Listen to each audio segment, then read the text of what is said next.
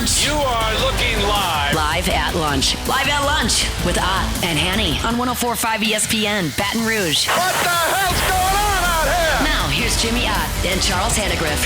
For some reason or another, you sound a little taller on radio. Is it live? Is it live? Is it live? From Mike Anderson Seafood, Wesley at Nicholson. Welcome to the Tuesday edition of Live at Lunch. 104.5 ESPN Baton Rouge. Charles Hannegriff, Max Gotro. Jimmy's still on vacation. Jordan Kinchin's back in the studio. Andy Isco with us from Las Vegas today. All 32 teams will be in camp by the end of the day today. That includes the New Orleans Saints, of course, who are reporting today and starting practice tomorrow. We do first class, second class, no class on Tuesdays. It's got a Saints theme. I got to be honest with you. I wanted to do a Saints theme for a second, though. I had to try hard to find a no class with where the Saints are concerned. It's sort of a nitpicking no class. Last year, it's not even on the team really. If I recall, last year we set a year-long record for no class entries for Mickey Loomis, but right. Well, then today's going to surprise you because what a difference a year makes in just the attitude.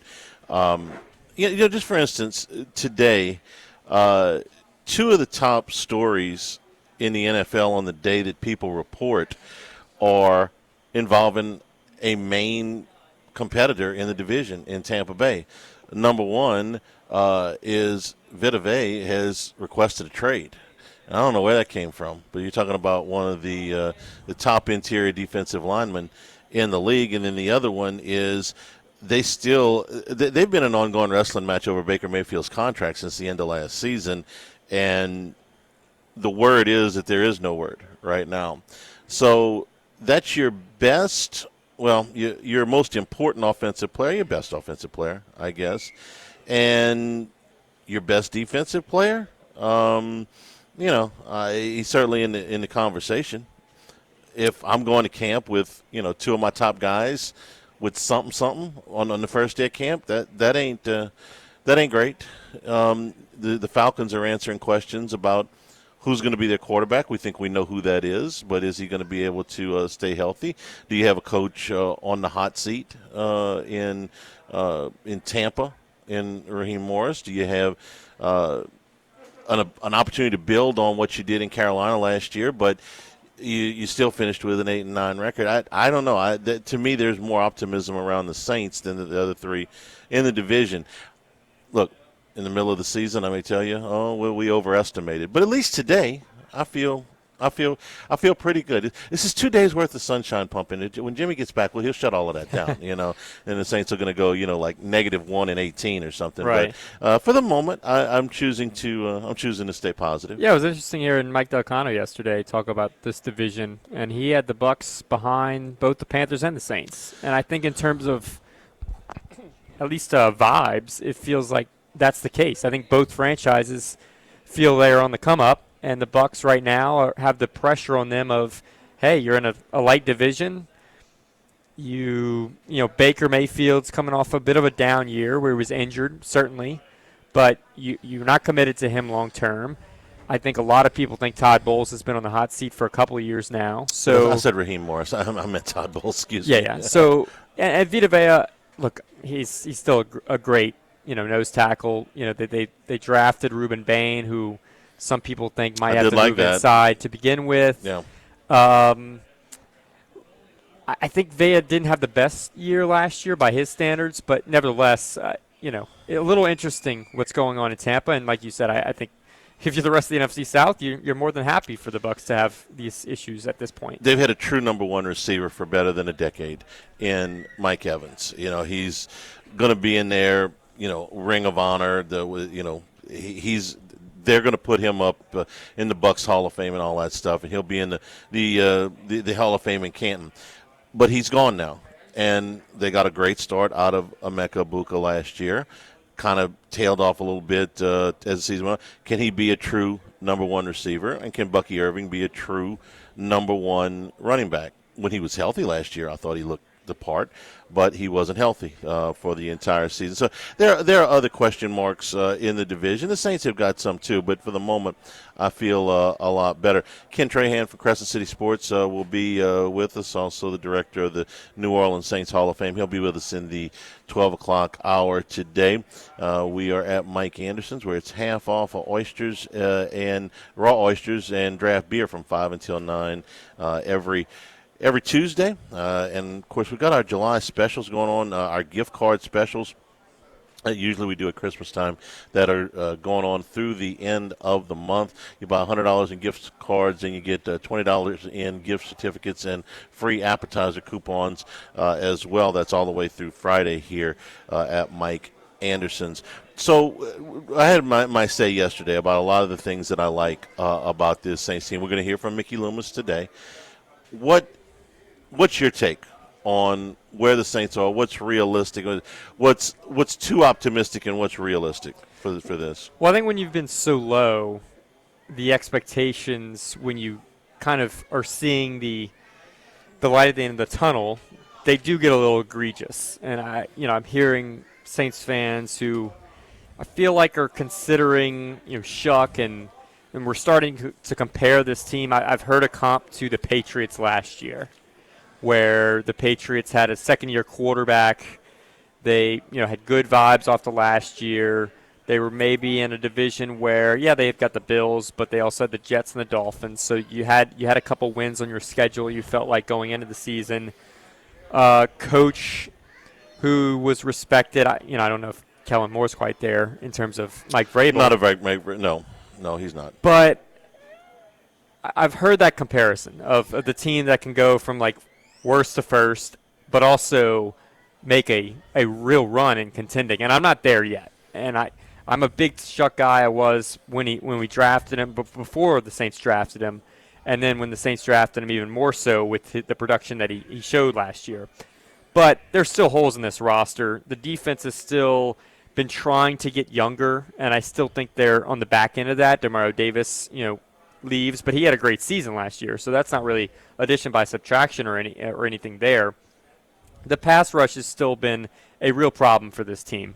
I know Chase Young, I know Cam Jordan, they put up some numbers. They had double-digit sacks and things like that, but they still struggle a little bit to generate enough pressure, especially early last season. Am I just going to look at the last 6-8 games of last year and say that's their pass rush now? I mean, the season-long stats say that the last 5 years they've had a bottom 5 pass rush in all of the NFL. And I don't necessarily look at this roster and think, wow, that they added Kristen Miller, that's going to change everything. I don't know about that.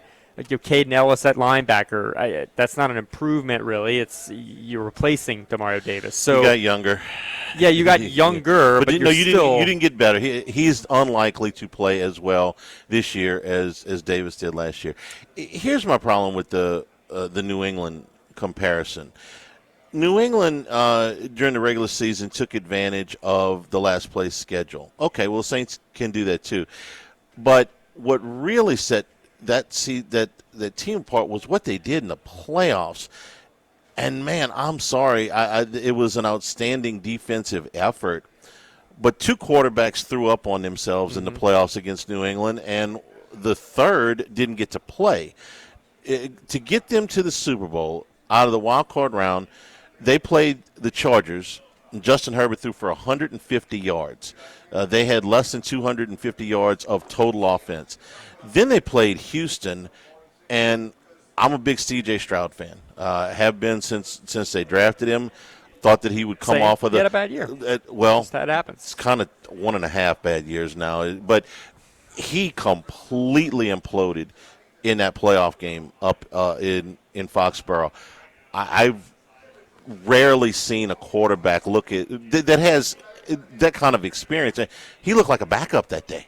He looked completely out of sorts. There were real discussions about replacing him at the half. Yeah, I mean, I couldn't believe that he was that bad. I mean, this went way past one bad game. I would be a little nervous about him in Houston right now. Not that I wouldn't invest in him long term, but he went to pieces. And then they get to Denver, and Bo Nix isn't playing. So if you ran this scenario 100 times, you computer simulation guy, you like the analytics. If you ran a simulation of New England playing the Chargers, Texans, and Broncos 100 times, how many times do they go 3-0? I would say less than 10, because under this scenario, Nix isn't hurt, right? And under Drake May was in the MVP conversation. So he was playing really well. He was playing really well. A little better than that, and he didn't have a great, Super Bowl or whatever. But I would say 15%. If Nix plays, I think the Broncos are going to win at least 7 out of 10 times, if not more. I mean, they won that game 10-7. This is Drake May against the Denver defense. Now, I know it snowed like nobody's business in the second half, but if you go back to that fourth down where Denver's got an opportunity to go up 14-0, if it's 14-0 and it starts snowing, they're cooked. They're not going to score 3 times on that team, not that day. I think, look, give them credit. They took advantage of it, and they played defense. Somebody had to play defense against Herbert. Somebody had to play defense against Stroud. But I think they got extremely fortunate with how things fell. And so I don't think that's why I don't think it's a. If you're looking for the Saints to have that, well, if they get into the playoffs and play the Rams, Eagles, and Cowboys, is one of those quarterbacks going to throw up on themselves, and is one of them going to get hurt? That's a little bit much for me. If you're a super optimistic fan, you're looking for things like that. And I would say that the path just, to me, isn't there. Although, you maybe get a great run in the playoffs, who knows what happens. But I agree. My overall consensus, to keep it short, is can they win this division? Yes. No. Is there reason for optimism? Yes. Are they a contender yet? No. I would say they're a year away for sure. Yeah, this is the building block year. This is when you see if this offensive line takes the next step. Does Fuaga have a better year, an injury-free year? Does Edwards mesh? You think he does? Is Ruiz going to keep that job? Can McCoy stay healthy? Can the 2 receivers stay healthy? I think the offense will be great, but do you believe in sophomore slumps, right? It happens. We have enough of a sample size. We've seen it happen before. Is Tyler Shuck the real deal, or does he take a bit of a step back? He didn't play a whole season either. Right, and the sophomore slumps, a lot of times, people get film on you, okay? They will find out what – there's a whole off season for these teams in the division to study him and say, okay – what does he not do well? What does he struggle with? What looks to struggle with?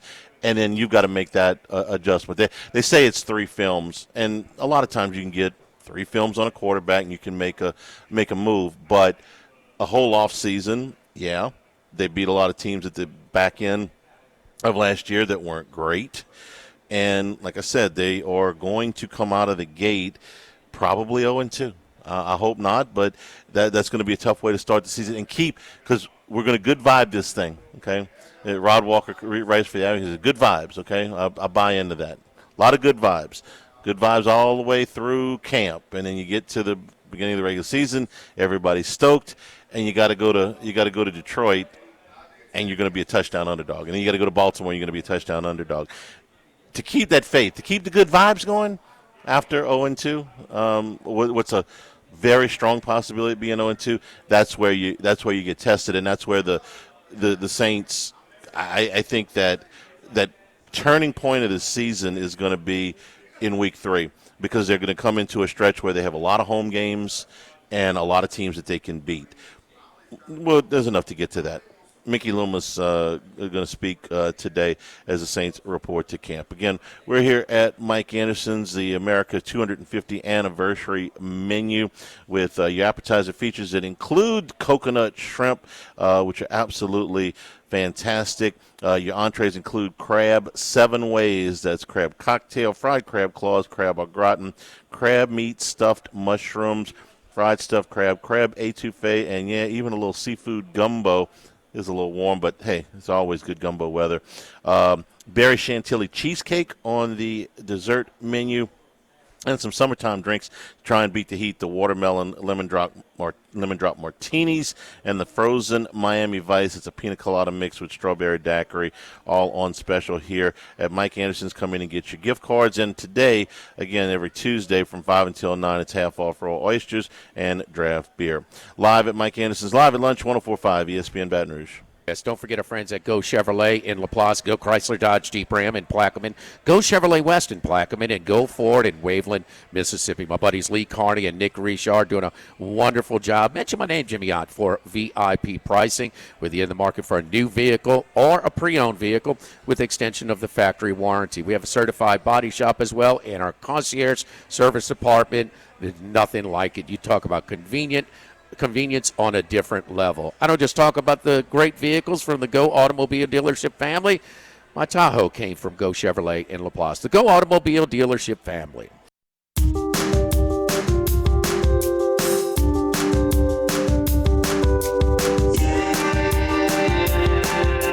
Live at lunch with Ott and Yanni from Mike Anderson Seafood on Lee Drive on 104.5 ESPN Baton Rouge. Remember, you can always get the show on demand, 1045ESPN.com, LouisianaSports.net. Brought to you by Supreme Rice, celebrating 90 years in business here in 2026. Supporting our Louisiana farmers, go to SupremeRice.com. Today is the first day of Big Ten Media Days, 3 days in Chicago, and Tony Petitti is at the podium. Was and is, I think, close to finishing up his remarks. Max, he's getting a lot of the same questions that Greg Sankey got a week ago in Tampa. The deadline to get this bill to Congress is fast approaching. It's next week, and he's kind of reiterating some of the stuff that Sankey said, which is that, if this doesn't pass, there's no guarantee that they're going to get this thing out of there. Not to get political, but the SAVE Act is what's on the White House's mind and what is chewing up a lot of time for Congress before they go to this break. So I don't know how much of on the front burner this is going to be as we get closer to the deadline if the White House continues to push that. So, what you got a couple of things there from Petitti about this, I guess, this 2-week process that we're going to go through to see if they can get anything passed before Congress breaks. Yeah, they are on the clock, but Tony Petitti said they could, the Big Ten and other leagues could see amended language from the College Sports Act as soon as this afternoon. So they're waiting for that amended bill language. They cannot change their opposition until they see the amended bill, so they're going to wait to see what the language is in that. And he says the bill needs to provide more help than not. If we can get to that place, then we can move into a position very quickly to support the bill. But until they see it, they will not do so. My questions about the bill remain the same. If in that bill it remains language that they are going to share broadcast rights with everybody, they're not. Neither of the big two leagues is going to agree to that. I think that it's a lesser point, but I think that if they demand that the leagues hold up where they are and they're not allowed to expand on their own terms, I think that is a deal breaker as well. It's not that I think that the SEC or the Big Ten is going to expand, although you never know. I went to media days in 2021 and didn't think that they were going to add Oklahoma and Texas, and they did. So you never know. But ceding that kind of control, I think, is also something that is going to be a deal breaker. I think there's room to move on the postseason. I think there's room to move on a revenue share from the playoff and stuff like that. But they're not going to give up their broadcast rights, and they're not going to give up the autonomy to expand their leagues as they see fit. He did also say that, and this is interesting to me, he said, the SEC and the Big Ten should be playing each other more. Sort of like the SEC ACC basketball challenge. We've done that between conferences before. So we should be playing each other more. Well, that only works right now. If you polled all SEC teams and said, "Okay, you're one power conference non-conference opponent has to be from the Big Ten, pretty much go 0 for 16.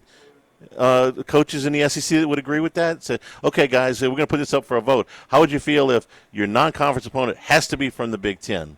I mean, everybody can't schedule Northwestern Right. or Purdue. Would it go like the SEC ACC Challenge, where it's kind of dependent on your record last year? I don't think that they would. I don't think that you could get support from the coaches. Not that they get to vote. It's the presidents and the.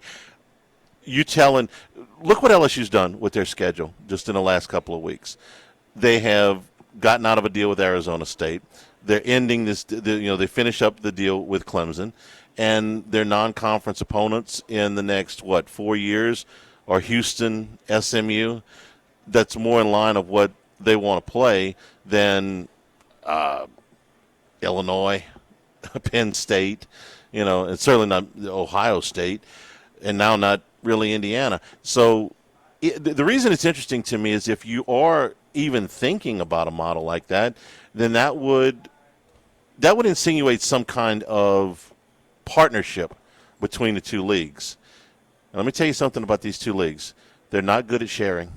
They do not like to share. When it comes to money, prestige, championships, they don't like to share. If you talked those two leagues into doing a deal like that where they were playing each other in a non-conference, then that would be like the first step towards them expanding, picking up what they want out of the other two power conferences and going about their own deal. I mean, you could talk me into this. I think this is fascinating. Your job's not on the line. I know it is.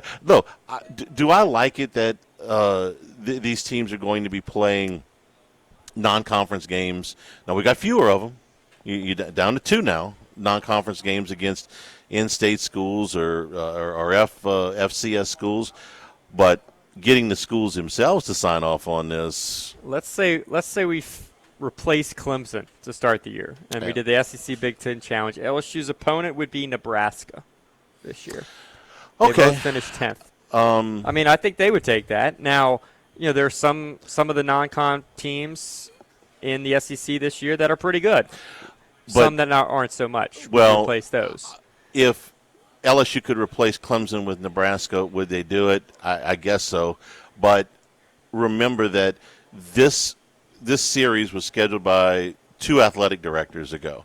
And this athletic director and this coach are in lockstep about, hey, listen, we got 9 conference games now. We got to play 1 non-conference game that's tough. We're not looking to play somebody that's in the top 10. I get what you're saying. You're making the argument of money and the commissioners, and they're not going to want to do this. We have all this debate. I mean, Petiti was making his case for why the Big Ten's the best conference. Greg Sankey will say we have more depth than anybody else. This is your test. This is what we see every year in college basketball. That what was it last year? The SEC, ACC Challenge, or maybe it was Big 12, was so one-sided that the SEC had to get 14 teams into the tournament because they were so dominant over the other conference that they paired up against. This is your chance. If you're the SEC, you think you deserve to have 9 teams in, or 6 teams into a 12-team playoff. You think you deserve to have a 3-loss team get in. Say, all right, we're better than the Big Ten because look at our conference as a whole. The SEC, they claim they have the most depth, which I agree with. But this format would be perfect for the SEC. If you actually believe you have the most depth, this is your chance to show it because all of a sudden your Mississippi State, your Floridas are going up against the Rutgers, the Minnesotas, the middle ground, and that's your chance. You say, hey, look, Big Ten SEC Challenge in football, we went, I don't know, we got 16. You might go 11-5. You'd be like, look, there's our case. That's our case for why our conference is better and why we should get more entrants in the playoffs. If you did that, I would think it would be in an expanded playoff format. That for that to work, you'd probably have to go to get everybody to sign off on it. You'd probably have to go to 24 because they're just not going to add these teams with it hurting your opportunity to get into the playoffs. What Kiffin said last week, it's a little self-serving, but it's true. Until the committee is going to recognize strength of schedule as something that puts 9-win teams over 10 or 11-win teams, the point is moot. And until you do that, we're going to move on and we're going to go play the SMUs and Houstons of the world. And in the other non-conference games, we're going to schedule state schools that They haven't lost to a state school since, 82. Now, you go to SMU 24. No, well, SMU is good, okay, but they're not Clemson. Okay, not on a year-in, year-out basis. They're not Clemson. They're not Florida State. They're kind of new money. They may take off from here, but they're not in a position like Clemson was, at the beginning of this decade. Maybe they become that. You would have to get some playoff assurances if you would go down that road. Hey, listen, I'm all for replacing McNeese with, I don't know, Minnesota on the schedule. That's fine. I mean, I'm fine with that. I want to watch better games. But I get that. I'm not talking about replacing the 11th or 12th games. I'm talking about replacing that other Power 5 school they have to play. Just make it a Big Ten every time. If you really think it's just SEC Big Ten, just take out Louisville. Ole Miss plays Louisville this year. Take them out and have them play whatever team stacks up with them in the Big Ten. And I understand what you're saying. I'm telling you that I wonder how many teams are going to take the LSU model in the SEC, which the new model is. We ain't playing Clemson. We ain't playing Oregon. We're not playing Florida State. We'll play Houston. We'll play SMU. We'll play Wake Forest. Yeah, somebody like that. And listen, if you end up falling in a year like 2 years ago where SMU's a playoff team, well, that just happens. But look, Scott Woodward told us that in the pre-conference interview last year. I'm not going to make my coach go open on the road against a top 5 team or against a top 10 team. That and then asking to play 8 and now 9 conference games. This schedule was actually born out of some political pressure that Joe Oliva was getting for moving every significant non-conference home game off campus for better than a decade. He couldn't wait to tell us today, hey, we scheduled Clemson home and home. Fantastic, okay? Been waiting for this game for years. And as soon as you get it, the whole format we don't changed. want it anymore. Yeah, well, the fans still want it. I don't know if the coaches and the administrators certainly don't. We're brought to you by Total Maintenance. Fewer AC breakdowns, lower energy bills, year-round peace of mind with the Elite membership plan from Total Maintenance. All of your services are a part of this twice a year, 50% off diagnostics, 15% off of repairs, and it comes in the Elite membership plan with a 50% off of your monthly fee, and you get a bonus in Total Maintenance bucks, a $200 bonus in Total Maintenance credits. So when it's time to prepare your equipment, you can use some of your Total Maintenance bucks that are available here. Call 480-0007, 480-0007, 225 area code. Service today, every day. Nobody's ever got to go to sleep hot.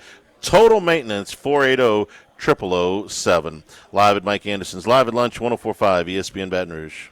Don't forget our friends at Dana Brown at the law offices of O.C. Brown, your law firm for a lifetime. You get in a car accident like I did, it's just it's not fun. So pick up the phone, call 343-1111. You can go to the website at ocbrown.com, and you can schedule it there. As soon as you pull up the main page, it'll direct you accordingly. It's easily. And that's what we never charge for that initial consultation. If you get in a car accident, you need it. Everybody knows that, and we'll take care of that. We'll pay for your doctor bills, set up the doctor bills, just eliminate as much of the stress and inconvenience that goes along with this.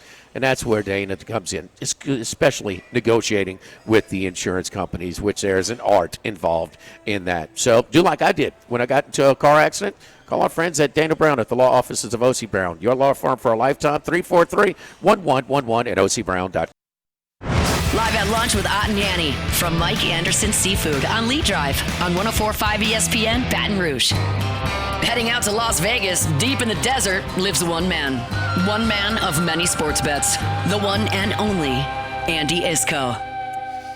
Then we return here at Mike Anderson's live at lunch. Come on by and see us today for lunch or for dinner tonight. Half off raw oysters and draft beer from 5 until 9. That's every Tuesday here at Mike Anderson's Wesley at Nicholson. We bring in Andy Isco, who's getting ready for the football season like the rest of it. Andy, does it feel a little bit more real today? Because by the time the sun goes down today, all 32 teams will be in camp getting ready for the regular season.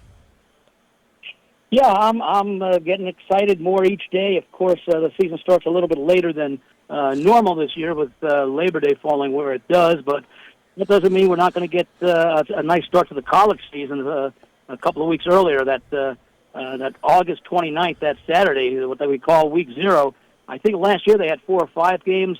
They've got 8 this year, so that's something to get our appetite set. And then, of course, the first full week of college football with, I think, 50-something games over Labor Day weekend gets me excited. So I'm right now taking a look at a lot of the season win totals for some of these college teams, and a couple of them are pretty interesting. Unfortunately, the way that I'm looking at some of them, the VIGs on the minus, whether it be over or under, are so high that it's hard to recommend them straight.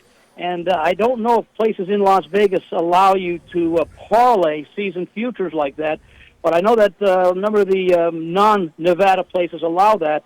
So, for example, when I take a look at Georgia and I see the track record on the Kirby Smart, who I guess now with Stoops out of Kentucky, I believe Kirby is now the dean of coaches in the SEC. They're at, I think their total is 9.5, which seems a little low. But in order to go over it, you got to lay minus 180. So, you know, it's kind of tough to imagine Kirby Smart going 9-3 in the regular season, considering all those double-digit win seasons that he's had. And you know, I look at the schedule, and you know, really, where do I take a look at possible losses? Maybe at Alabama in the middle of October. Don't know what to make of Ole Miss, but you really take a look at their schedule. It's a very favorable schedule as far as they've got 7 home games and 5 on the road, and the road games are at Arkansas, at Alabama. That's the one that I think they could lose. The neutral game against Florida, at Ole Miss, and we don't know what to expect there, and at South Carolina. So, you know, if you're able to put together that with, for example, Notre Dame, which is kind of interesting. Notre Dame is 11.5, meaning that in order to collect on the over, they can't lose a game. And, you know, of course, I think their big game is the revenge game against Miami that arguably cost them a spot in the playoffs last year. That's in the middle of the season. They've got a couple of other games. I like what Notre Dame returns, an awful lot of production and depth. But to ask a team to go 12-0 in this era is asking an awful lot, especially playing the variety of teams that Notre Dame plays. But, you know, I can't lay that big of a number on the under 11.5, which is, let me see, it's minus 235, it looks like. So that's another one. And the third one is a very intriguing team, and that's in the SEC, and it's a team that had arguably its worst season in history last year, and certainly in the conference, and that's Arkansas. They were winless in the conference, cost Sam Pittman, not surprisingly, his job. They bring in Silverfield, who had a great deal of success at Memphis. I think he was there 6 years, I think, as head coach. They never had a losing record. I think his worst record was 6-6 in his first year, and then he came back and, of course, had a couple of double-digit win seasons in 2 of the last 3. Arkansas, their win total, and again, it's another one that I think you have to lay a little bit of vig on the over. It's 3.5, and you say, well, 3.5, and they did pretty well in the transfer portal with what Silverfield did. Minus 160, which is borderline playable on its own. But the thing I like about Arkansas is their horrible record last year, but they were extremely competitive. If you take a look at the losses that they had last year, a 6-point loss, a 1-point loss, a 3-point loss, a 3-point loss, a 9-point loss, a 3-point loss, and a 1-point loss when they were playing teams that some of them were very good, some of them were very average. They played a tough schedule last year.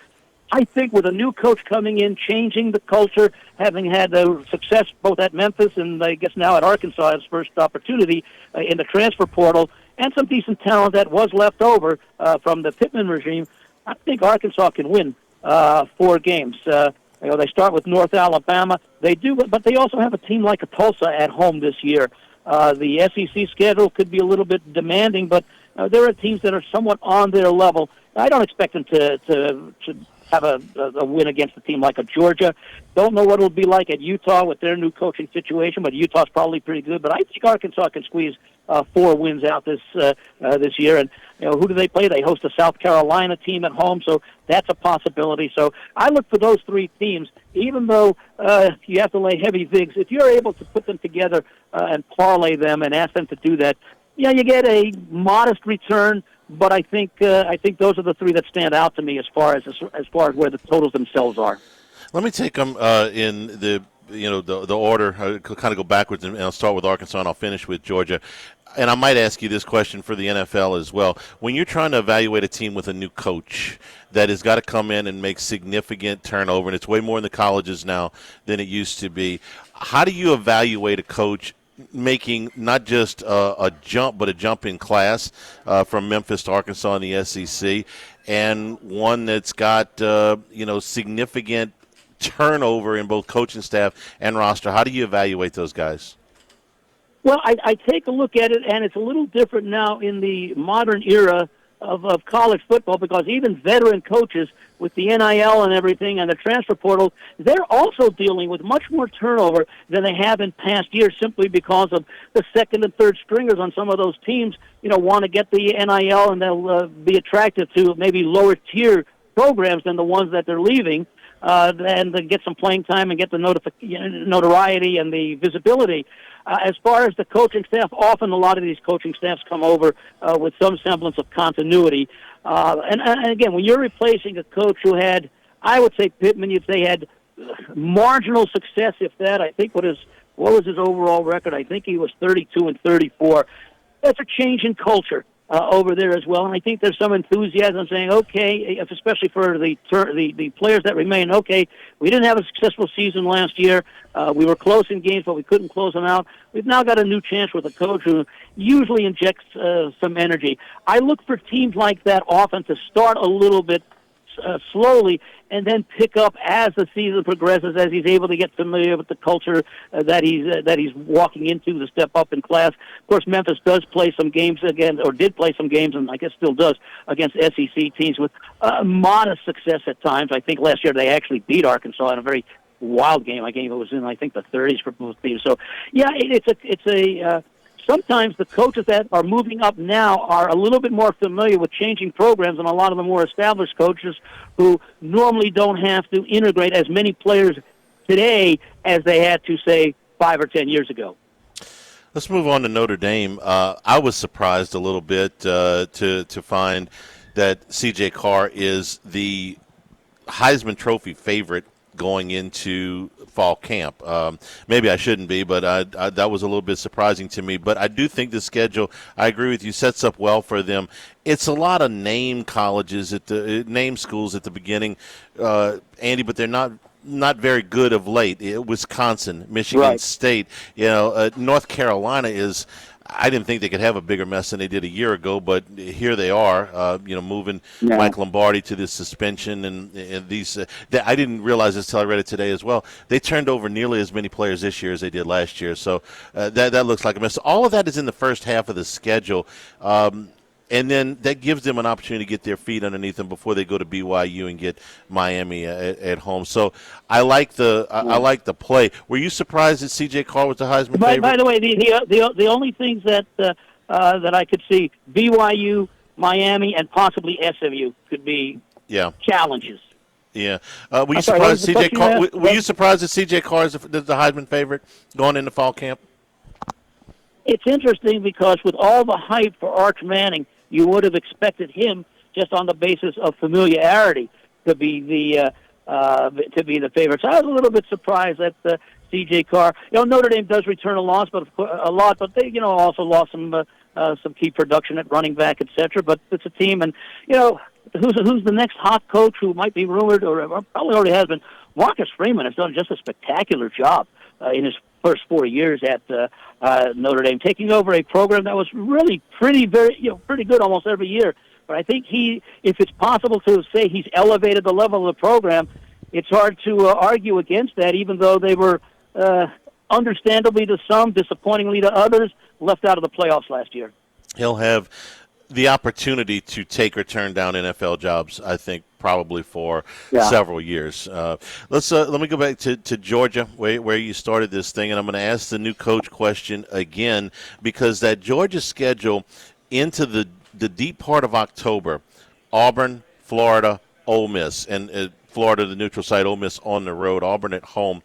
Right. Listen, I don't think they're going to lose all three of those games. They probably will win at least two. They may win them all, but that's three new coaches. That's three new situations, and it's really deep into the season. If I'm Kirby Smart, I'd rather catch those teams, especially Auburn and Florida, up near the top. But this is how the schedule goes. So you're trying to project out with how the transition goes with these teams when they get about two-thirds of the way into the season. Yeah, I mean, you still have to compare the rosters and the talent level of those teams with the new coaches, and why they are new coaches there, the prior regime leaving for any number of reasons. Georgia still has a tremendous amount of talent. According to some of the sources that I read, in terms of returning production, especially on defense, I think they're 8th or 9th overall in the nation.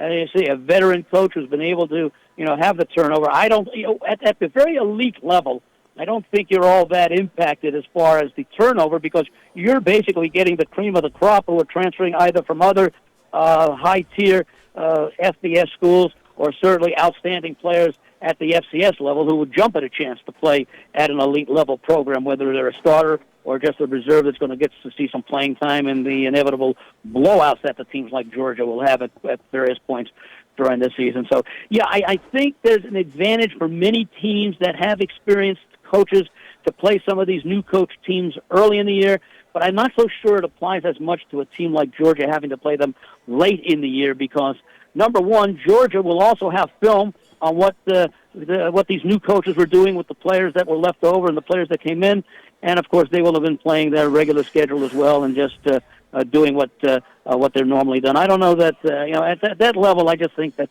the talent level that Georgia has recruited, I would say the second and third stringers on the Georgia depth charts could probably start at half the FBS schools. Andy, we always appreciate your time. We're about a month away from launching the Survivor, the Circus Survivor, and you've been a great proxy for us there. That's coming up at the end of August. It's going to be the biggest one ever. So we're looking forward to that. Looking forward to I'm that. I think they're going to get. They guarantee 20 million or 20,000 entries. I think they're going to get between 22 and 25,000 entries, making it almost $25 million project. And if I'm over or under on my estimate, I'm likely to say I'm under rather than the over as far as being.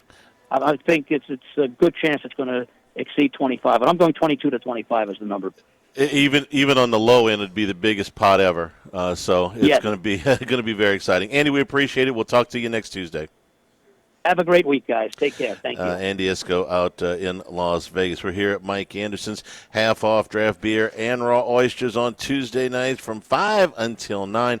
Come on by and get your gift cards here. Those are available through the end of the week. $100 in gift cards will get you $20 in gift certificates and free appetizer coupons here at Mike Anderson's. Live at lunch, 104.5 ESPN Baton Rouge. Don't forget our friends at United Community Bank, the local way to bank big with locations from Baton Rouge to Golden Meadow.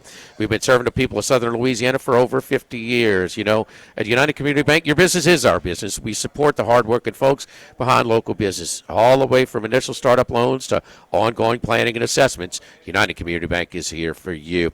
Prentice Wilkes, Heath Muir, Nicole Glover, Hunter Creed, David Campbell, and David Henry. Stop on by and discuss how we can help your business today. United Community Bank, member FDIC, equal housing lender.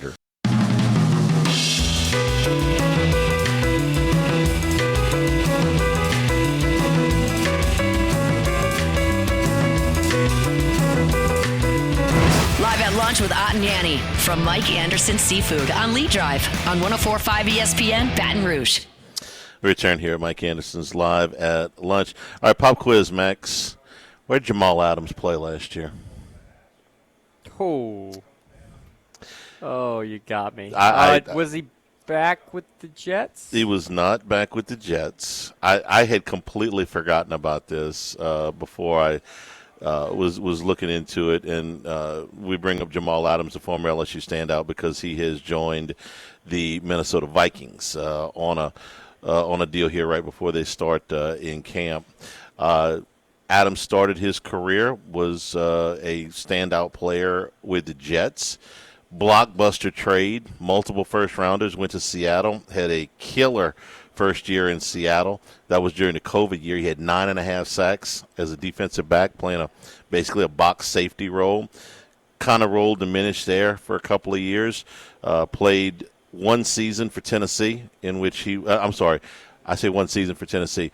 Played in 4 games and then was knocked out. Caught on with Detroit. This is 2 years ago.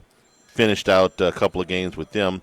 And last season, Jamal Adams, if you missed this, I'm not surprised because I wouldn't have gotten this either. Played 17 games with the Las Vegas Raiders. 17 games. I kind of remember it now that I see that. I wasn't watching that many Raiders games at the end of the year. He was hurt for basically 3 years.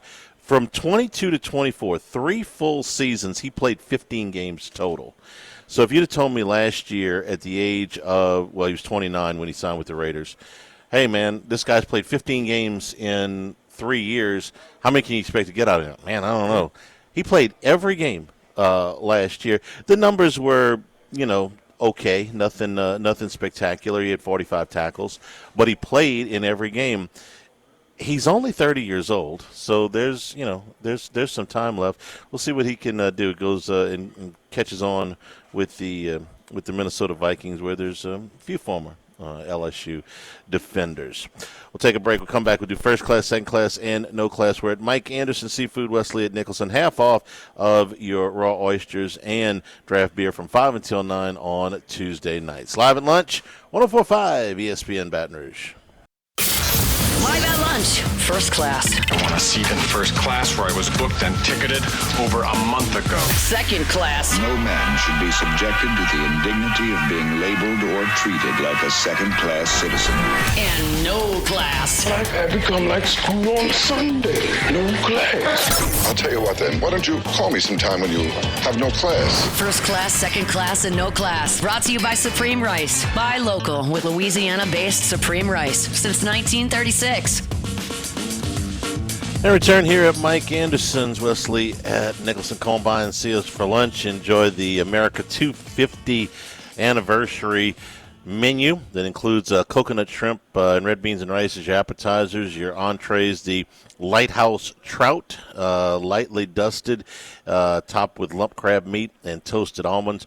Crab 7 ways, and the berry chantilly cheesecake for dessert. Part of their America's 250 anniversary with your gift cards still available all the way through the end of this week. $100 in gift cards as a purchase will get you a $20 gift certificate and a free appetizer coupon. Our first class, second class, no class has a Saints theme today. First class. I did not think that I would ever say this, okay?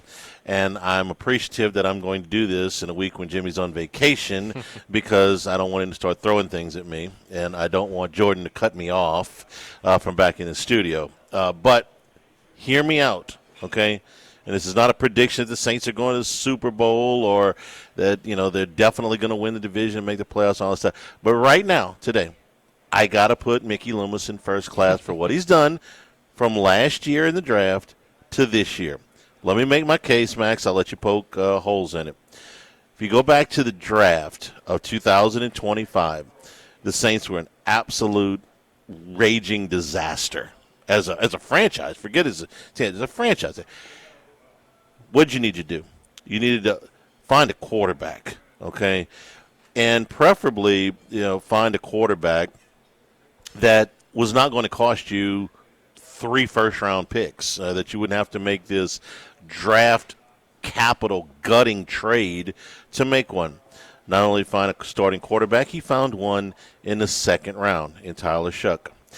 You asked him to upgrade the running back room. I'm not wild about some of these contracts, but you can't dispute that he has upgraded. Travis Etienne is an upgrade. Moving Alvin Kamara back into a complementary role is an upgrade. You've got some young players there. If any one of them can stay healthy, you've done that. You had to upgrade at wide receiver. They brought in 5 guys. They used their number 1 pick on a wide receiver.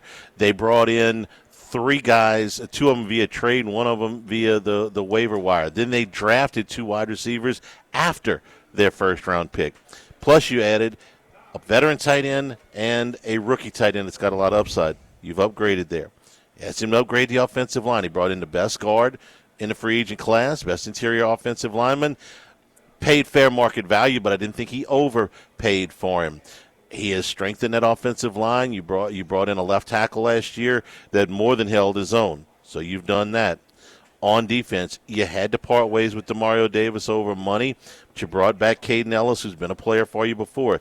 You kept Cam Jordan in the locker room for a reasonable price. I don't care if Cam Jordan gets another 10 sacks this year.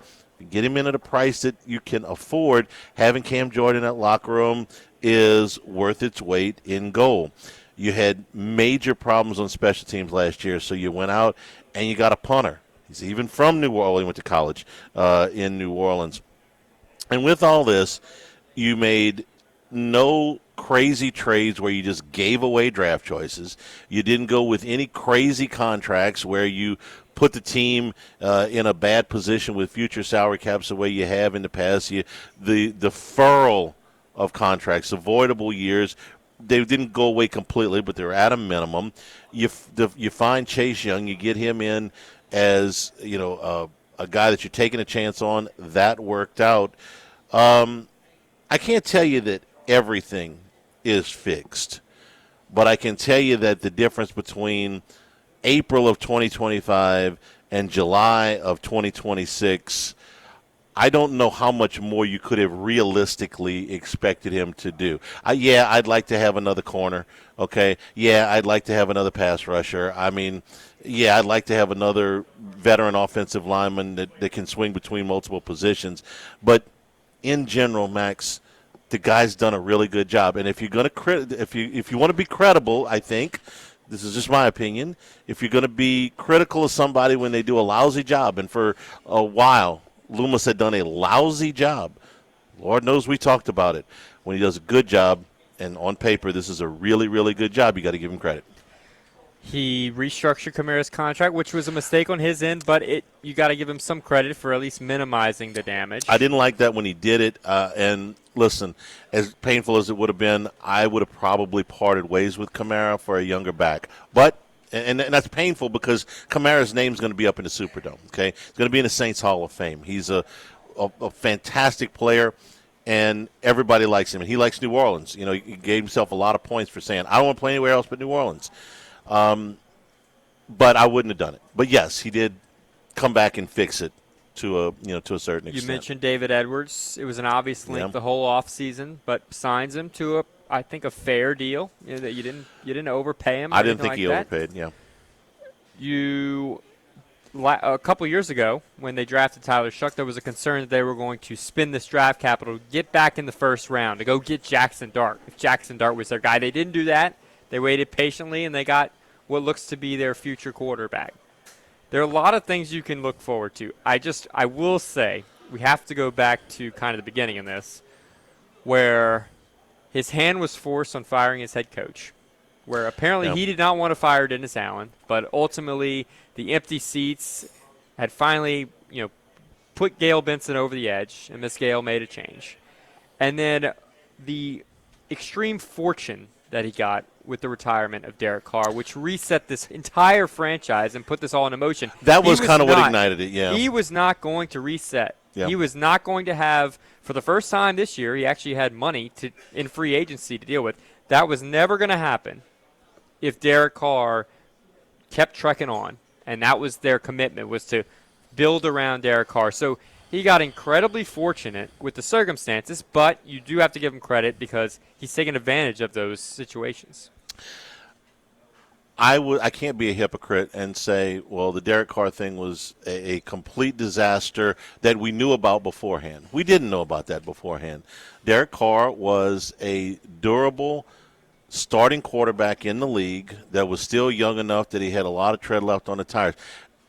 They paid him a lot, though. No, they paid a ton for him, but starting quarterbacks like that usually don't come, at least at the time, didn't come on the free agent market.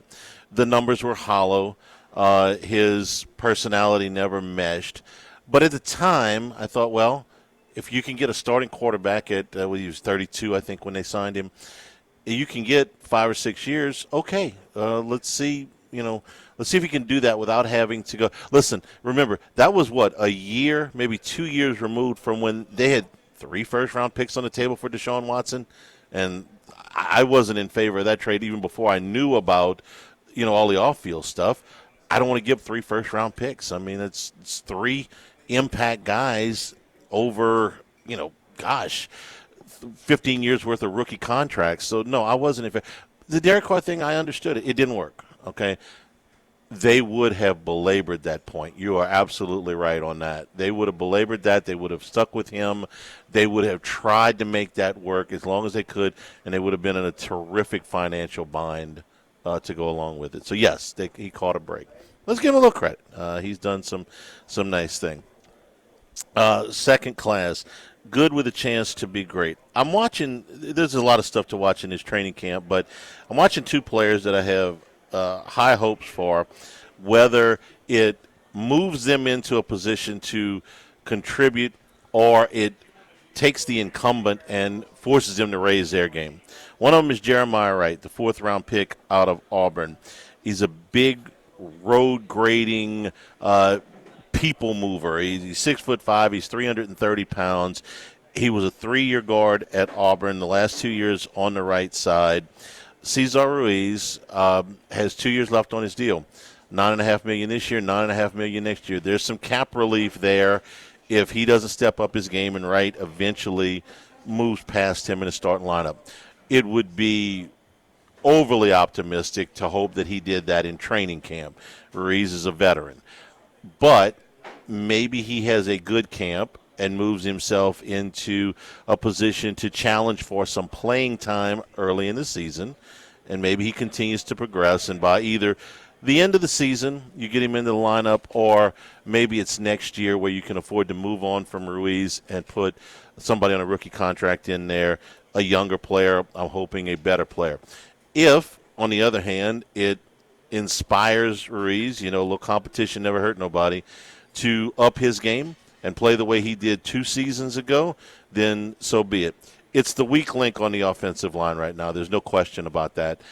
If Ruiz gets better or Wright comes in, that's good with a chance to be a lot better. The other one is Tanner Brown, who is the free agent kicker out of Oklahoma State, but it's been since 2022 since he kicked for Oklahoma State. Charlie Smith made 12 out of 16 last year. If you don't, I'm sure most people are aware of his situation. He's a rugby player, foreign guy, hung around on the NFL's international program, finally got a chance last year. The good news, he made a 56-yarder against the Dolphins. He's got plenty of leg. He hit a pressure kick against Carolina, 47-yarder with 6 seconds to go in that win. On the other hand, he missed 4 makeable kicks. He was 12 of 16 last year, 75%. That's not going to work.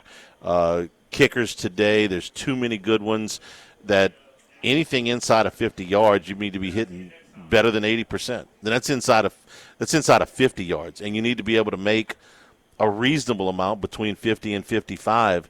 And if you're really good, you need to be able to make some between 55 and 65. Smith's got the leg. I don't know if he has the accuracy. Tanner Brown, in his last year at Oklahoma State, made 22 out of 23 field goals. All right, who cares? It's Oklahoma State. But in the UFL last year, playing for Louisville, he made 29 out of 32. And he made 2 60-plus yard field goals in a playoff game. I know it's a UFL playoff game, but it's still a playoff game. And those were worth 4 points, by the way, in that goofy league. A 60-yarder and a 63-yarder in the same game, in a playoff game. So there's pressure there. I mean, I realize we don't care about the UFL. At least I don't. Do you care about the UFL? I did the first year, not anymore. Yeah. But at least it's a pressure situation he made that. Let me see. what he can do in camp. If he's the guy, if he makes 29 out of 32 field goals for the Saints next year, then that would be a job well done with a handful of long ones. I got to get better than 75%. So if it encourages Smith to be better, or he got his feet on the ground first season and he's much better his second year, great. If Brown ends up being the guy, that works for me too. I really don't care who kicks. They just need to make most of their kicks. Yeah, it was a smaller sample size for Smith, so I'm a little higher on him than maybe you are. But I think we saw enough potential there. He did miss some kicks, but he didn't play the whole season. So 75%, you could kind of steer that whichever way. I'll give you a couple other second class if you'd like with the Saints. We mentioned Oscar Delp a lot, so I think he's an obvious choice there. We really like him out in the draft. I was hoping the Saints would look for a tight end like him, and maybe he can help Juwan Johnson take the pressure off of him a little bit, who has had some production. I don't like some of the drops and things like that, but we talked about going to 2 tight end sets a lot more in the NFL in the back end of last season, so I think that's something he can open things up for this offense a little bit. And then I'll mention Martin Emerson Jr., who was signed. We talked about the lack of depth at corner, and if he were to emerge as a player of relevance, that would fix this defense in my mind quite a bit. He's coming off an Achilles tear. He didn't play all of last year, and he had a rough 2024. But when he first came in the league, he had a good rookie season back in 2022, followed it up with a really good season. I happened to work with the Browns a little bit, their fan base. I kind of know what they thought about him, and they thought he had a lot of promise. He had a bad season, wanted to get back at things last year, and then unfortunately injured himself before the season started. So coming off an Achilles, that's always tough for a guy who relies on speed like he does. But I think if he were to somehow emerge, that would make this cornerback room look a lot better than what it looks like on paper right now. I like that one. He's only 25, so coming back off of a serious injury like that is not out of the question for somebody that age. The other thing I like about him is he played pretty much every game the 3 years he was in Cleveland. He missed one game in 3 seasons. I don't know what the circumstances were behind that, but what I'm saying is he is not injury prone. He had a injury that's serious that he can come back from. I like that one. I am in agreement with that. If they can find another – without having to make a trade, we were talking yesterday with Dello, are they going to make a move in camp? Well, what if they didn't have to? How wonderful would that be? Emerson could fill that hole. No, class. Tell me if this is a stretch or not, because I wanted to use a Saints theme today. This is not really a complaint about the fairness of the schedule as far as the teams that they're playing. It's more about how it's laid out. It's a very uneven schedule. It's a last-place schedule, so you got that. But the Saints play their first 2 games on the road. Okay, bummer. Somebody's got to do it. Your name came up in the drawing. But then you play over the next 8 weeks only 1 road game. You're going to be favored in most of these things. Las Vegas at home, Atlanta at home, Minnesota at home, Cleveland at home, Carolina at home. You're going to be favored in all of those games. If Minnesota takes off behind Kyler Murray, maybe not that one, but I think right this second it'd be a picket, maybe a 1 or 2 point Saints deal with Minnesota coming in. Maybe I'm wrong on that one. And then you play Pittsburgh in Paris during that time, and you go to the Giants. The Saints have to make their big splash in that run, because when you get out of that run, you play 4 out of 5 on the road. You're going to be an underdog in probably all 5 of them, because the home game is Green Bay. You go to Chicago, you go to Cincinnati, you go to Carolina, you go to Tampa Bay. I think you're an underdog in all 5 of those games with Green Bay in the middle coming to the Dome. And then you finish up with 2 out of 3 at home. The way it sets up home and road, the way the opponent's set up, this could be a real roller coaster season. You could lose the first 2. You could win 5 out of 6. Then you could lose 4 out of 5. And then you could win 2 out of 3 and squeak into the playoffs. For a team with a young quarterback, I would prefer a little bit more smoothness, if that's a word, to this schedule. Not quite the long home stands followed by the long road trips. It lends itself to the possibility of a lot of up and down. I'd rather not do that, but I don't think it's unfair. if I could do it, if I could configure this another way, I probably would. Yeah, I noticed this when the schedule came out. 4 road games in 5 and 7 late in the season. Now, at least you don't get Chicago and Cincinnati in December. You don't get Baltimore and New York in December. But, yeah, it's not ideal. It kind of goes back to, like, sort of a debate you have in a lot of sports, but, like, I think about it in golf. Would you rather, get out to the early lead and try to hold on, or would you rather try to chase?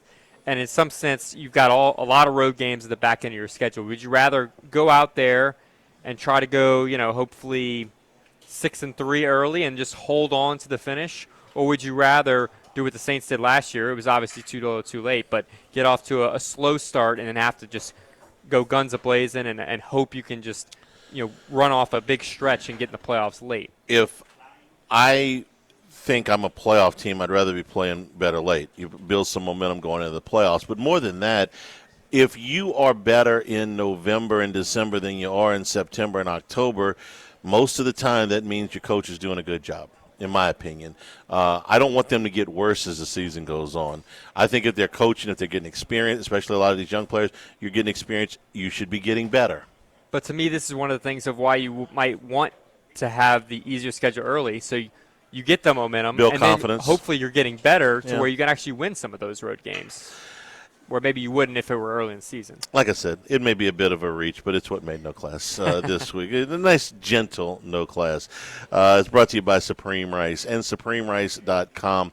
Since 1936, down in southwest Louisiana, all of our Supreme Rice grown, milled, processed in southwest Louisiana is supporting our Louisiana farmers through the Climate Smart program, reducing methane emissions, promoting water conservation. Great for tailgating. All of your tailgates should include Supreme Rice if you're doing jambalayas, if you're doing red beans or white beans later in the season, if you're doing gumbo. The long grain, the medium grain, the brown, the jasmine, the parboiled rice, which is Jimmy's favorite, the low glycemic rice, which is perfect for diabetics.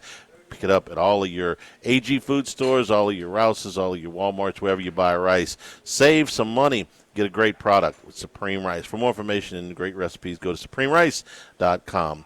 Live at lunch from Mike Anderson's 104.5 ESPN Baton Rouge. Relief windows for windows, vinyl, storm impact windows, wood windows. That's like I had to. If your homeowners association requires wood windows like mine does, there is only one solution. You got to go to Relief Windows. Relief Windows and ReliefWindows.com. I've had them for about 6 or 8 years. They are built to last in these extreme southern Louisiana weather conditions. They look brand new. They're functional on a nice fall or spring day. I love opening it up, getting some fresh air. Functional, look great, and they are no signs of deteriorating at all. Not the same with normal wood windows. It's not a cheap procedure, so do it right the right time and don't have this recurring cost a little bit later down the road like I did. Yeah, I was in the market for it. I sure wish I'd have used Relief Windows with the original construction of my homes. For windows, doors, siding, shutter, and shades, go to ReliefWindows.com. 8 a.m. to 5 p.m. Monday through Friday. Relief Windows, 288-8138.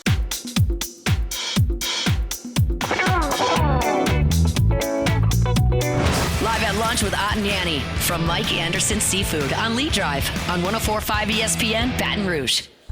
We're also brought to you by the Thibodeau store, the Pierre Part store, open in LaRose and Lockport as well. Right now, Milwaukee nail guns on special right now, under $300. Also, your Milwaukee chainsaws are on special on the website. All of your table saws and your hand saws from DeWalt. Custom screwdriver sets also on special right now. Still some of the paint deals left over from a week ago, mostly from the spray painting section. Discounts remain up to 26% there.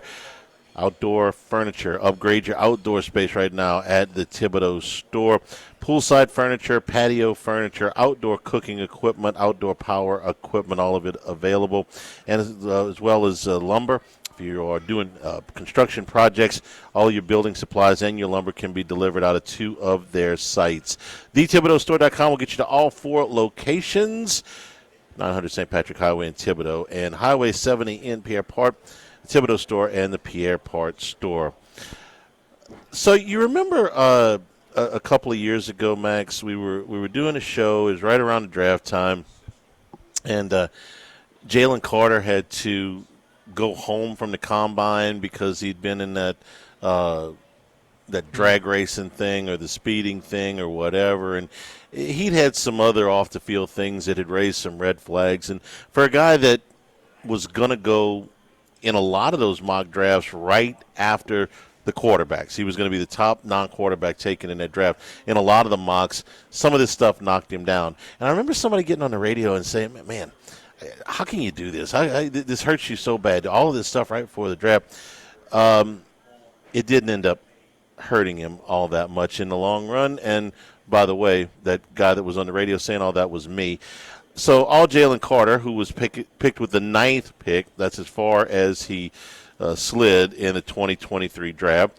Let's see. 3 years into his career, he's got a Super Bowl ring. He ended up going in the top 10 picks in the first round anyway. And now he's got the richest contract in NFL history for a defensive tackle. How much? 4-year, $152 million extension, worth up to $160. 106 of it is guaranteed. That puts him well above the rest of the league. Almost $3 million ahead of Jeffrey Simmons. $10 million ahead of Dexter Lawrence, who's the 4th highest paid defensive tackle in the league. So he's making his money. Hopefully he doesn't spend it all on hot rods and nice cars. But if he can stay on the field, not get suspended for spitting on people or anything like that, it's all going to work out. I mean, he's a great player. It's interesting. I was looking at PFF had him rated as the 58th interior defensive lineman last year. I don't remember him having that much of a down year last year. I guess the Eagles weren't as good. The defense kind of took a step back, but that was a little surprising to me. PFF, you take it for whatever that's worth, but they don't have him rated as highly, at least last season. The previous years, they did very highly of Jalen Carter. It was pretty serious stuff that he was involved with at Georgia with the drag racing, but it didn't end up knocking him down in the draft very far at all. And you would be hard-pressed to say he could have had 3 years any better coming out. There are times where he's unblockable.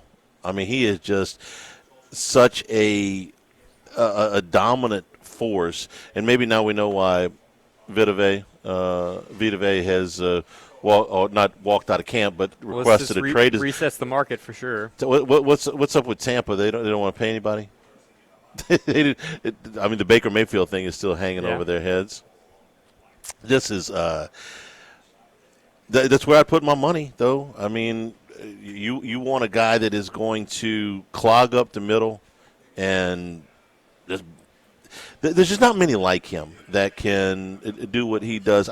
The closest comp I've got of a guy that's anywhere near his age is Jeffrey Simmons, who also had his problems off the field. But they're about the same size.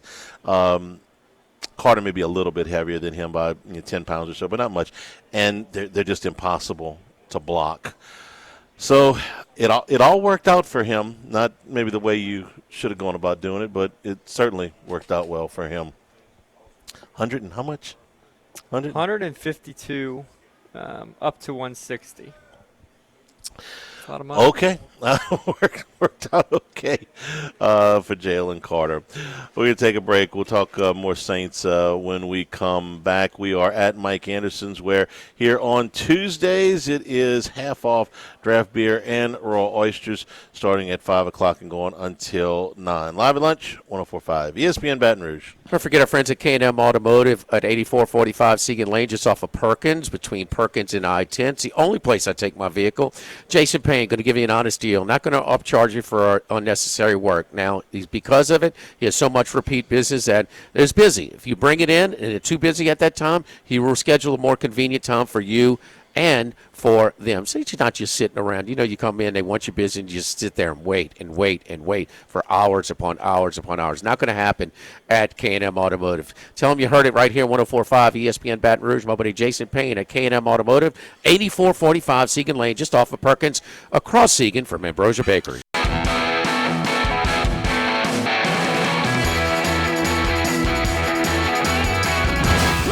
Lunch with Ott and Annie from Mike Anderson Seafood on Lee Drive on 104.5 ESPN Baton Rouge.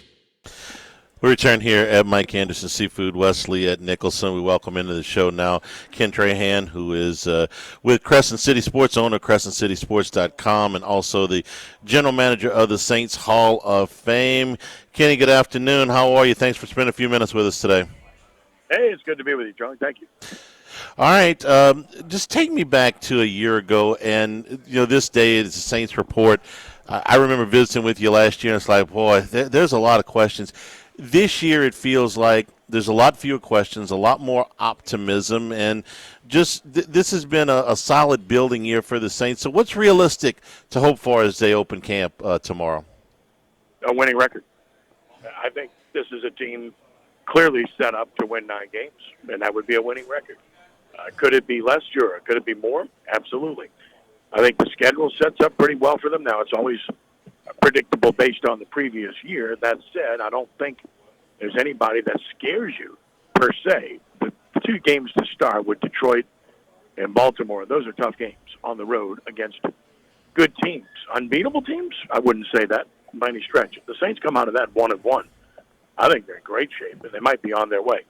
The answers have been provided in a lot of areas, not every area. They're better because they've done a very good job in managing personnel, managing the cap, and managing to draft well. Last year's draft ranked number 1 in the NFL by NFL executives. So if they've had another good draft, well, they're well on their way. I think we all thought, Charlie, that this was a 3-year process when Kellen Moore took over.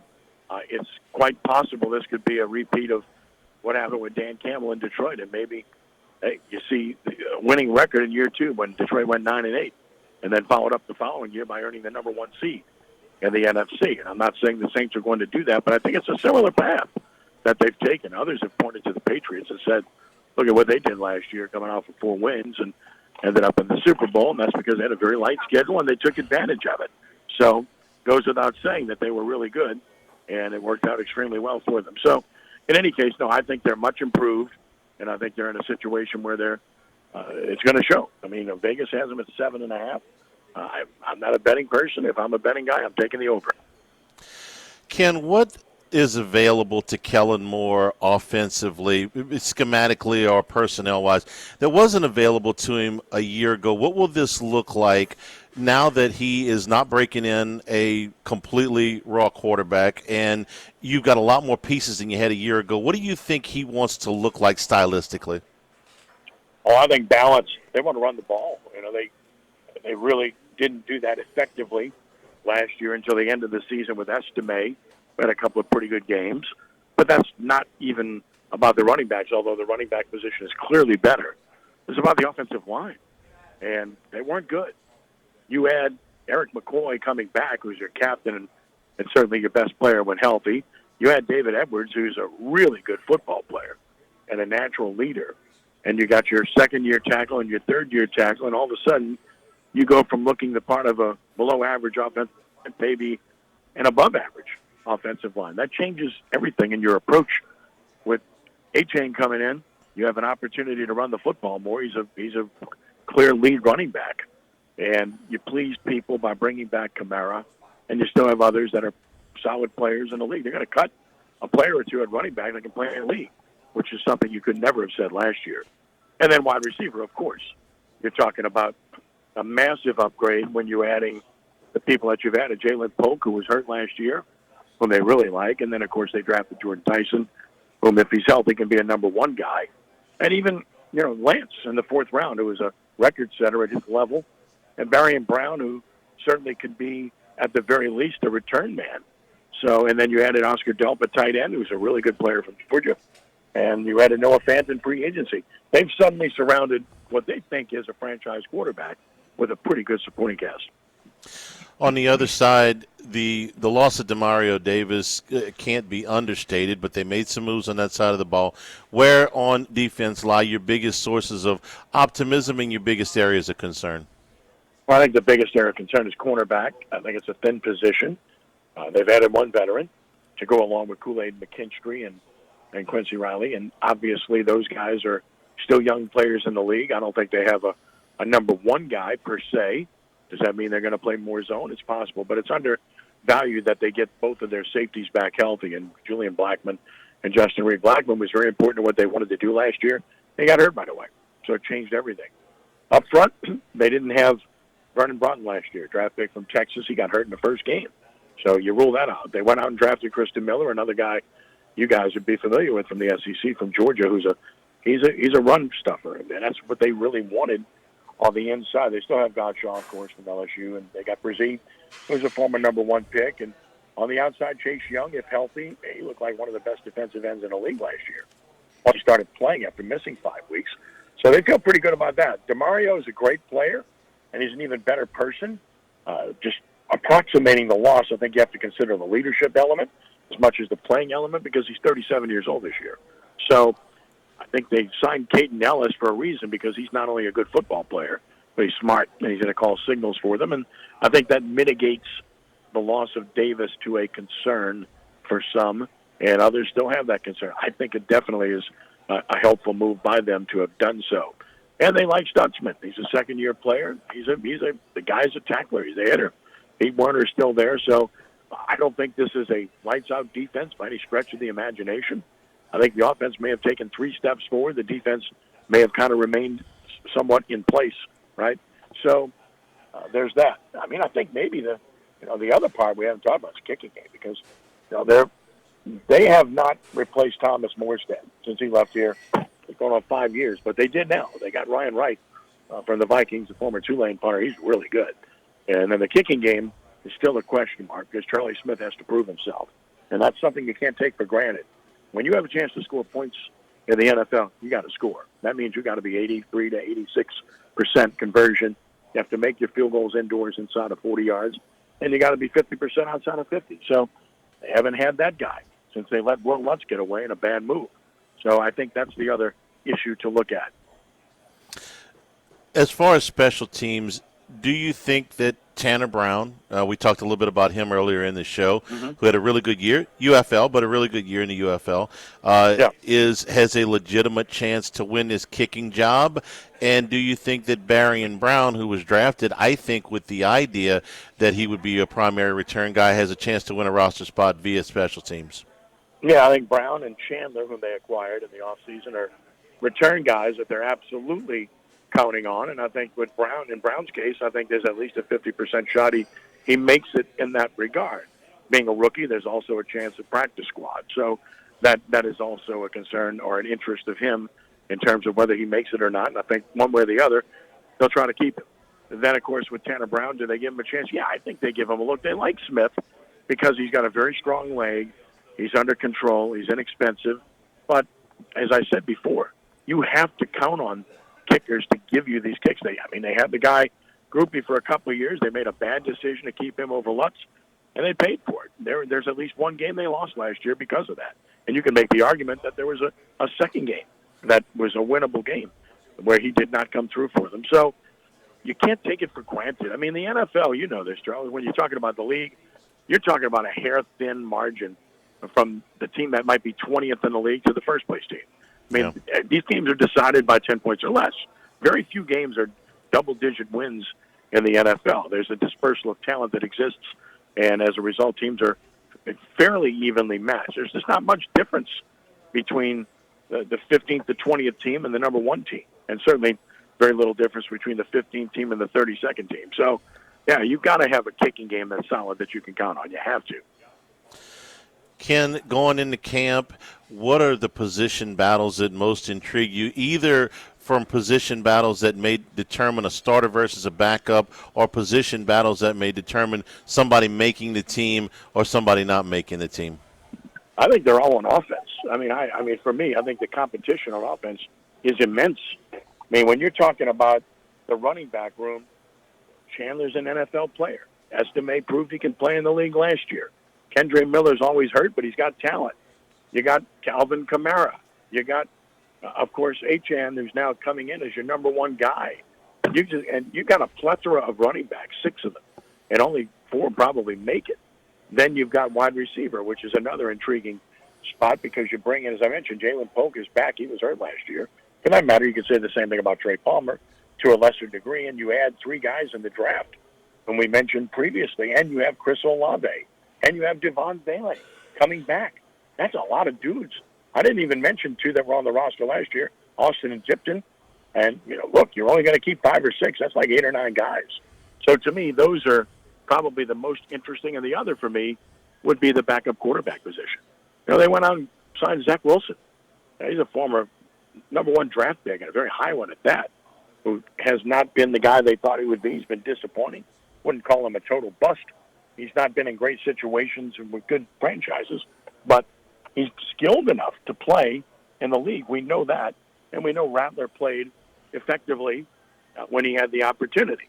It's just not what Chuck brings to the table. So I think that's a very intriguing position, too, to watch because obviously you're one player away from being the man.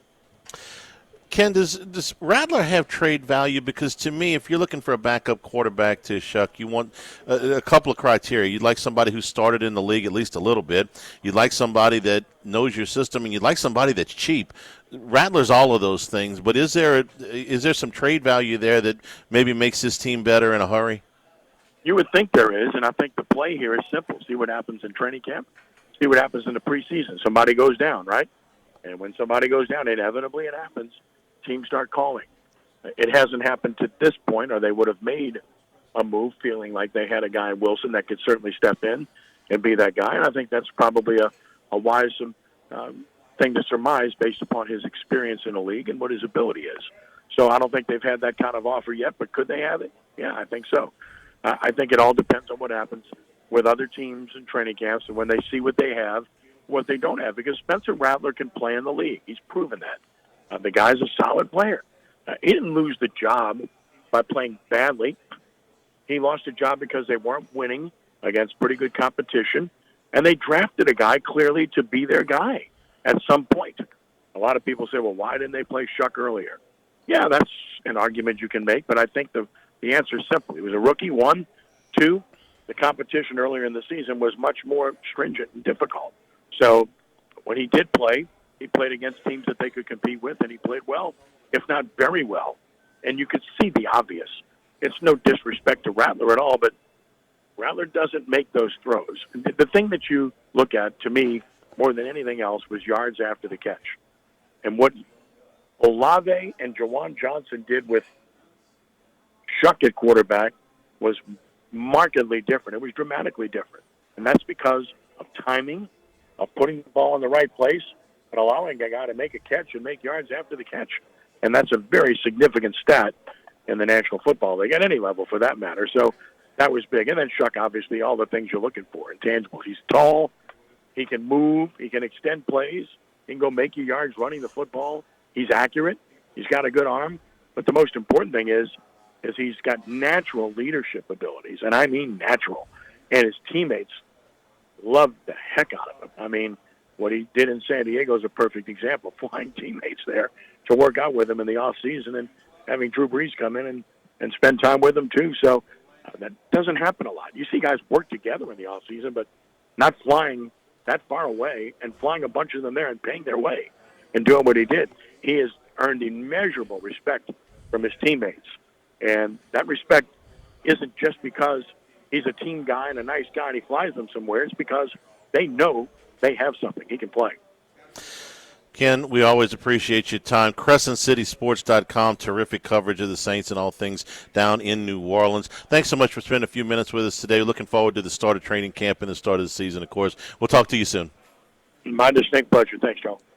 Ken Trahan with CrescentCitySports.com down in New Orleans. Saints reporting today and on the practice field tomorrow. We'll come back and wrap things up live at Mike Anderson's Live at Lunch, 104.5 ESPN Baton Rouge.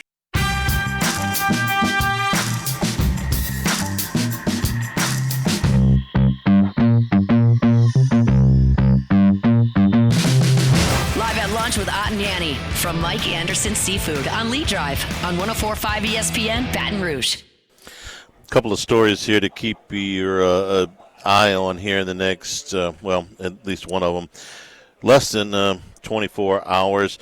The SEC and the Big Ten have gotten, according to Ross Dellinger, the language on the College Sports Act, the Protect College Sports Act. They have a deadline of 9 o'clock tomorrow morning to deliver their position. Now, we don't have all of the details in this stuff. Some of the language is still being adjusted, but they got to know something by 9 o'clock tomorrow, because if they don't get this thing done by next week, it's pretty much going to go on a shelf for a while as Congress takes a break and then everybody's running for re-election. So keep an eye on this in the next 24 hours. The leagues have got until 9 o'clock tomorrow morning to make a call. Baker Mayfield, ESPN is reporting, has reported to training camp, does not have a new deal, and so per what he had said prior to that, is that if he did not have a new deal in hand before training camp started, he would play out the final year of his contract and become an unrestricted free agent. I'm interested in this way more from a Saints perspective than I am from a Baker Mayfield perspective, because when you're going into camp and two of your best players are disgruntled, Vita Vea saying he would like a trade. In fact, I didn't realize this, read this during the break. He was a hold-in minicamp. I didn't remember that. He's been complaining about his contract for a while, so he was a hold-in because he didn't want to get fined, but he hadn't been happy for a hot minute either. So just kind of wondering what's going on down in Tampa for Todd Bowles. They were in really good shape through the first half of last season. Bucky Irving had a good start to the season. Emeka Buka had a good start to the season. And then the last half of the season, they went 2-7, and everything kind of collapsed. It's got Todd Bowles on a little bit of a warm seat. Mike Evans is gone. Hey, listen, well, since I can continue my Saints, harmony today, my Kool-Aid drinking, my sunshine pumping today, because again, once the season starts, things can tend to go wrong. For the moment, I see a little turmoil in at least one of the teams that they got to play in the division, so I'm going to be happy about that too. The America's 250 menu here at Mike Anderson's through the end of the month, red beans and rice and coconut shrimp, part of your appetizers. Entrees, including the crab 7 ways and the lighthouse trout. Berry Chantilly cheesecake, your dessert menu. And, again, through the end of the month, if you buy $100 in gift certificates, you get a $20 gift certificate to go with that and a free appetizer coupon here at Mike Anderson's, where tonight and every Tuesday night it's half off draft beer and raw oysters from 5 until 9. Tomorrow we'll be at Roca Pizzeria on Government Street at Mid-City. Randy McKay will be breaking down the Saints tomorrow, as well as Wes Reynolds and Scott Rabelais. For Max Gotro, Jordan Kinchins, I'm Charles Hanniger. Thank you and good afternoon. Stay tuned for Hunt Palmer, 104.5 ESPN Baton Rouge.